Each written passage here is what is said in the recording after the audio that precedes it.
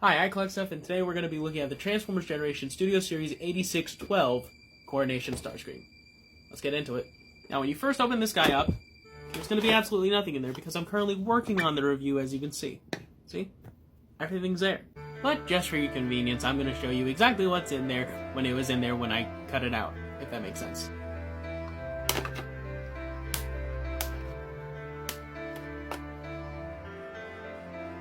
Looking at the figure out of packaging, it looks absolutely stunning, in my opinion. Really looks like he leapt off the screen after, or before, his whole, disintegration. Now, the paint detail on this guy is absolutely amazing. Like, I don't really see anything wrong with it, unless we count that problem. But I don't really display him from behind, so everything's good. To be fair, what psychopath displays them from the back? Now let's take a quick look at the accessories. First up, and most importantly, we have the crown and cape. Then we have the shoulder pads and blasters, as well as the shoulder pads and blasters for the other side. Well, let's get some of this aside and pull the figure in so we can show you exactly what he looks like with the accessories on. And look at this beauty! The cape really works extremely well considering it's on a double hinge system, so you can have it in a standard kind of look or in the more iconic billowing out to the side as he points his laser. And then there's the crown, which is very much a tight fit.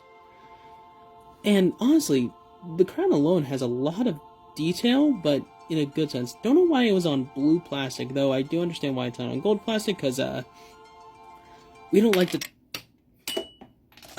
Anyway. Don't know why it's on blue plastic. It would have made more sense if it were on red plastic, so they could use less paint, but then again, I don't care.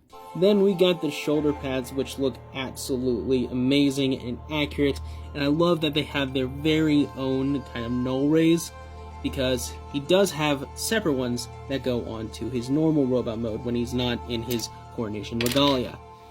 And anyways, let's see what those look like. Okay, one thing I want to point out, these things are kind of difficult to take off. I say as I took that one off with these, but I'm pretty sure this one will show like the bit of difficulty that I have. Because these are very tight joints, which is both good and bad, because as you can see, there's already a bit of whiting on the plastic, which is not good, but since I don't really think about displaying them in this, I think it is fine. Now, all we have to do is pop on some null rays, and look at this! It's a basic-ass Starscream! Now, before I move on to the transformation, there is an accessory that I purposely left out because I'm not going to display them with this, and that is the Decepticon Leader's Throne. It is a beautiful thing. I'm probably going to customize it with a bit of gold detail and a few washes. Otherwise, it is an amazingly detailed centerpiece to whatever Decepticon display you make. So, yeah, let's get on to transformation, which, that is gonna be fine.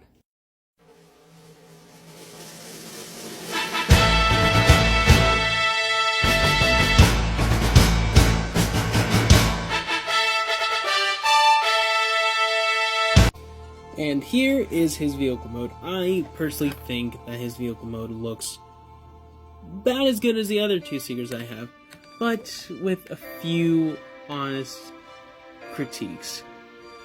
The Decepticon symbols, they feel weirdly out of place. I don't know why, but I feel like they should be on these panels here.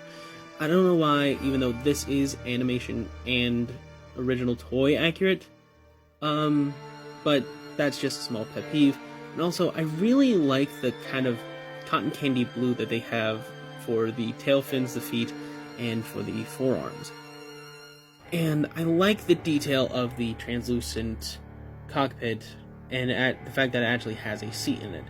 That is honestly amazing. And I will say, this figure does, or at the very least should, it doesn't, I'm an idiot. But collector, I hear you ask, what about all of his kingly accessories?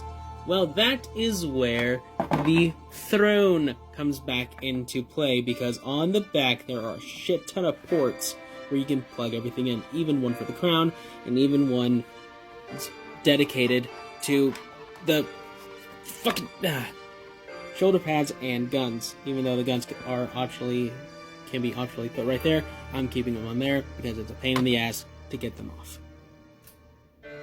Now, for comparison to the robot mode, I have his twin brothers, Skywarp and Thundercracker. Let me just pull this back so you can see the three of them together. This is truly just beautiful. And for another comparison that just makes sense, I have his killer, Galvatron. I hope those of you that are watching really enjoyed my review of the Studio Series 86 Coronation Starscream, and I might do more of these in the future where I highly edit them. I need to find my own editing style. But as to what my next review is, I have no clue what it's going to be, or when I'll do it. I just do things when I want to. But yeah, that's it. See ya.